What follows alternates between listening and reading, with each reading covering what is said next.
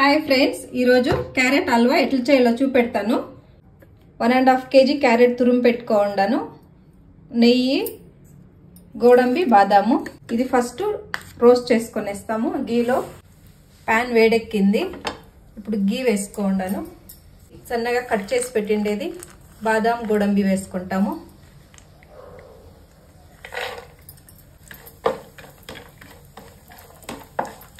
ఇది ప్లేట్ లోకి తీసుకొనేస్తాము. Golden brown వచ్చింది.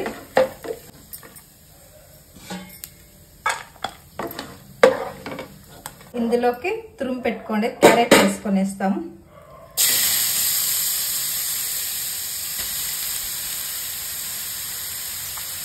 వేసుకొని బాగా కలుపుకుంటాము.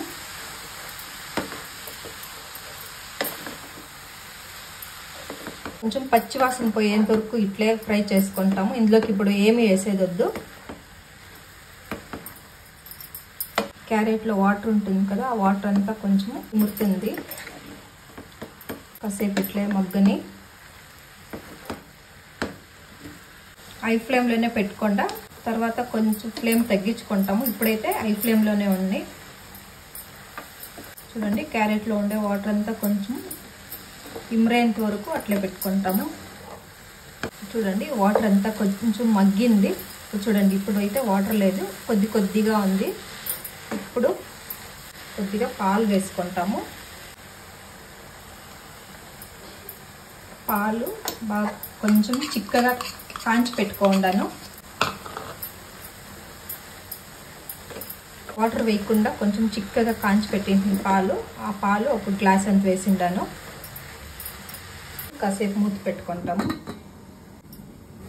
ఇందులోకి ప్లెయిన్ కోవా కూడా వేస్తారు. నాకు ప్లెయిన్ కోవా ఇప్పుడు దొరకలేదు. మీరు ప్లెయిన్ కోవా ఉంటే కూడా వేసుకుంటా. చూడండి, మనం వేసుకోండి. పాలు కూడా ఏ మాత్రం లేదు. చూడండి, పూర్తిగా మగ్గింది. 1.5 kg క్యారెట్కి 350 grams షుగర్ వేస్తూ ఉన్నాను.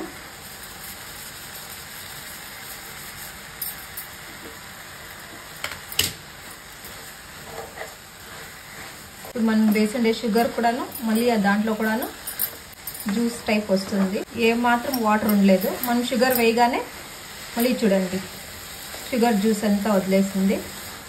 ఇప్పుడు బాగా జ్యూస్లోనే క్యారెట్ బాగా ఉడకల్లా. 350 grams కొంచెము మిగిలిచ్చింది, అది వేసేసుకుంటున్నాయి. వేసిండే క్యారెట్ లోపలంతాను ఈ షుగర్ జ్యూస్ పోతేనే అప్పుడే హల్వా రెడీ అయిందని మన కలరే చేంజ్ అవుతుంది. ఇక నెయ్యి వేసుకుంటాము. నెయ్యి ఒకేసారి వేసుకునేది వద్దు.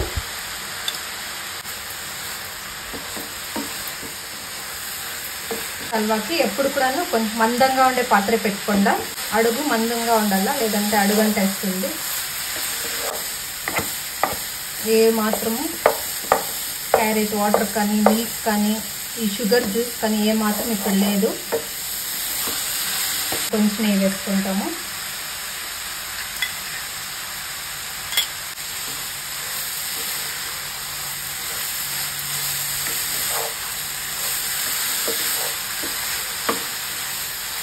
కొంచెం మిగిలిండే నెయ్యి వేసుకొనేస్తాము.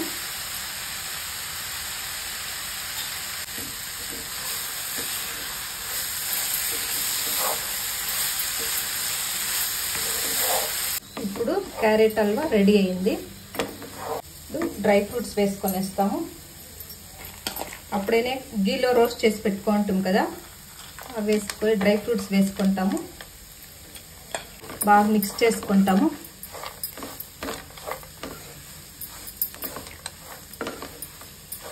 నేను బాదాం, గోడంబి రెండే వేసిండాను.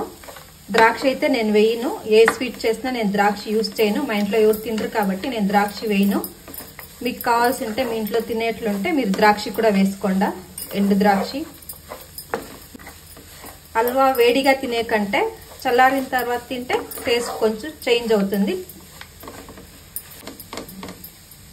క్యారెట్ హల్వా రెడీ అయింది. ఇప్పుడు స్టవ్ ఆఫ్ చేసుకొనేస్తాము.